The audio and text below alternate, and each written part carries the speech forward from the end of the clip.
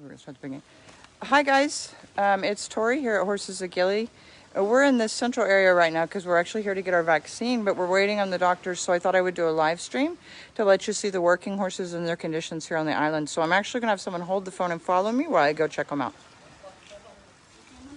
Okay. You can't see very well. All right, so we're gonna go on down here. Motor doang tu. Sudah siap? Alhamdulillah sehat walafiat. So what we're doing is we're in the central area, and this would be where the horses are waiting for guests to pick them up. Unfortunately, due to the lack of tourism, there aren't any guests coming onto the island. There's between 20 and 30 local people arriving on the island each day, and maybe 10 to 15 Western people. So that's not enough for 30 horse carts and their owners to exist and continue to pay their own bills. Because of that, we have what's called a feed subsidy, where we donate food, or we donate money to the corporacy, and then that money lowers the price of horse food overall for all of the horses on the island, so that helps everyone to survive. That's part of what your donations go for, is to help us with the feed subsidy. So we can look at each horse here and see them. You can see that a lot of them are using older bits, and they're handmade. Stop. So you can see there's 2 rings on there, and it's a handmade bit. So it's one of the bits that when the time comes when we have another horse clinic, we will replace that bit with a better quality one. You'll see the horse is not thin, he's in good condition. This horse over here isn't thin, he's also in good condition. They're quite small horses here. They're between 11 and 13 hands, so they're not very big. They're also all stallions, so that's why you see quite a bit of squealing and hollering when other horses go by. This one's a little bit taller horse. Hi guys. Apa kabar? What's the good? And then here you have one of the smaller ones. Again, none of them look like they're in bad condition. Some of them are slightly thin, but I don't see any wounds on any that we see here. And you can see most of them have the locally made bits. Despite the fact that we've given out hundreds of bits, they get sold often to the mainland. Pagi. If you go, saya kandang jam 4. And obat gato. So he's asking, he says his horse is itchy. So I've told him he can go to our cage at 4 o'clock and we can get something for itchiness. And you can see here in his mane, they usually get fungal infections this time of year, and it's very, very itchy for them. So betadine rinses and baths are very good to combat that. And we see quite a few itchy horses. And here another one is bigger, and you can see the bigger horses are actually too big for the carts. As soon as this horse passes by, she can step back and you can see a view of how a bigger horse then puts the cart off balance. And the cart isn't as well balanced when the horse is taller, because the carts are constructed for small ponies. So you can see this cart, even though it's got a stick lot holding it up, if you were to take it down, the cart's still going to be off balance and towards the back some. Where you can see the horse behind it, who's about a half a hand smaller, the cart's going to sit more level. They're actually constructed for about a 13-hand horse, and this guy in the front is a little bit of a taller horse. So we'll just walk down the street and we can see the other horses on the way back to where hopefully the people have come so that we can get vaccines. So you can just film the horses as we walk by. Okay. All of these are most likely what are called Lombok ponies. That's the breed, although there's the black one we're going to pass in a minute. He's quite tall. He's probably from Sumba because he's quite a bit bigger horse. And he's got a different structure, if you notice. The rest are all Lombok ponies that are bred locally on the island of Lombok for working. And they're light draft ponies. They're very strong. They can carry an adult human very easily. And the maximum people on a horse cart is supposed to be 4, and that's 4 normal-sized people, not 4 fat people. No offense to fat people. So when you come to the islands, if you're visiting, you need to be aware and not asked to overload a horse cart. You need to be aware and educated. You need to make sure the horse you choose has no wounds or injuries. It's not skinny or undernourished. And that if there's a bunch of you or you have a bunch of luggage, then you need to hire 2 horse carts and not be a cheapskate so that you can pay for 2 of them to take your things to where you want to go. You can always ride a bicycle or you can always walk and drag your luggage, but there's absolutely nothing wrong or unethical with using the horse carts. That's what they're bred to do, and that is supporting our local economy. So there's nothing wrong with using them while you're traveling, as long as you use them in an ethical manner and you don't overload them.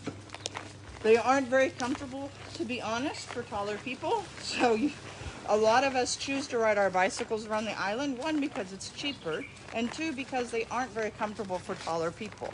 But that doesn't mean that there's any reason why you shouldn't use them.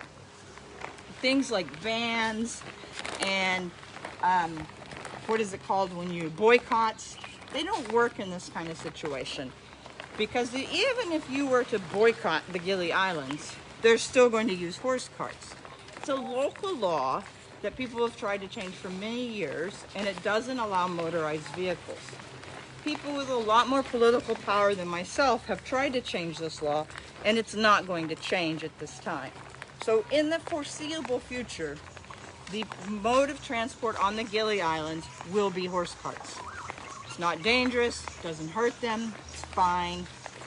We try to take as good a care of them as we can. We have multiple volunteers who go around the island and check them from time to time. This guy doesn't look bad, he's not in bad condition, he's not lame, his feet are fine.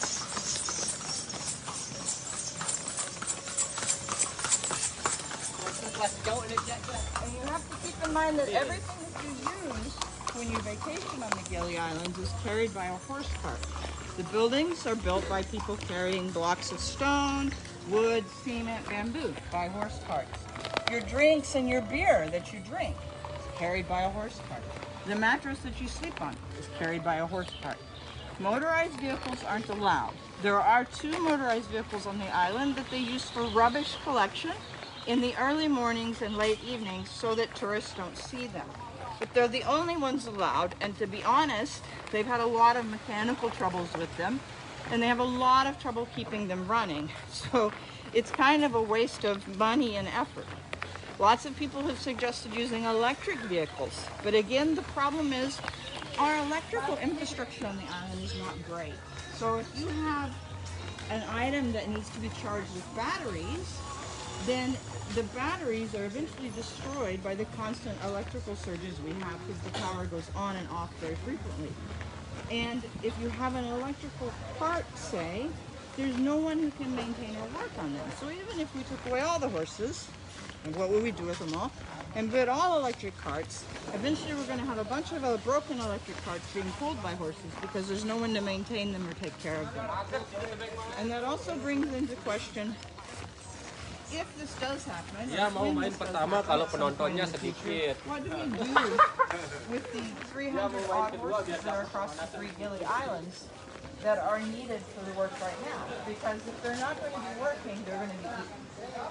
So it's a multifaceted problem, and it's not one with an easy solution like most people think.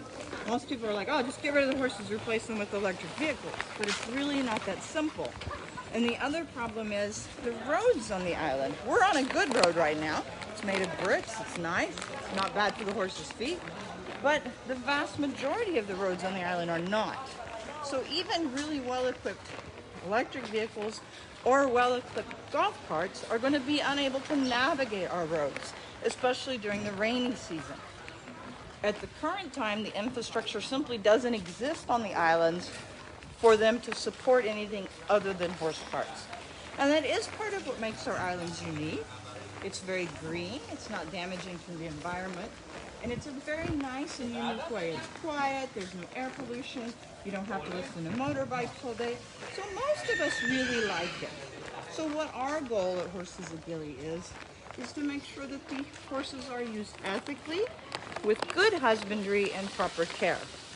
So by working closely with Janur Inda Corporasi, who oversees all of the horses on the islands, we are able to enact some rules and laws that will be enforced to help us make sure that these things are happening, because that's what our goal is. If you look over here to the right, this is where the working horses come, and these horses are going to be here picking up stones and building materials for hotels and other things on the island. So the first place we were, where all the horses in the yellow carts were, was where the tourists would come and land at the jetty. This is now the harbor for the working horses. And these horses actually have a little bit harder job than the Chidoma horses. And one of the problems we have is we really need the load limits on the horses to be enforced. But it's a very hard thing to do because oftentimes you may have a hotel or someone who's hired that horse, and they've said, well, you must move it in this amount of times and I'm not going to pay you this much. So the guy overloads the horse because the owner of the hotel is too cheap to pay for enough trips. Or the guy overloads the horse simply because of ignorance. So it's the third thing we're working on. We're working on 3 rules right now on the island. The first rule is body condition scoring, using a scale of 1 to 5. We're working on making it so any horse beneath a certain body condition score would be unable to work until its body condition score was improved. And what we would do is provide a loan horse for them at that time while that horse was regaining its health. The second thing we're working on is basic husbandry and keeping the stalls clean. We want to make sure the stalls are kept clean and that the animals aren't standing in mud and manure. It's very hard because it's rainy season. It rains every day right now. And if you don't have cement floors for your stalls, you're going to have mud. But that doesn't mean they can't clean them every day, put sand in them and things like that. So that's the second rule we're working on right now.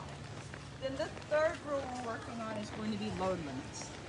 That will probably be the most challenging because it will mean we have to have someone in the harbor who's willing to enforce the laws. And it's very hard for a Westerner to tell locals what to do. So it will have to be a local person who helps them to enforce the laws. So hopefully this information has helped everyone understand our island and the way it functions a little bit better and why we must take care of these horses and preserve them. Not only are they an ancient breed which deserves preservation and care, they're also essential to the economy and the functioning of Gili Trawangan, Gili Mino, and Gili Air, which are the 3 Gili islands. So our goal is to take care of them, provide the best husbandry and care, and make sure that we have ethical working horses here in the islands for many years to come that are well cared for, fat, and healthy.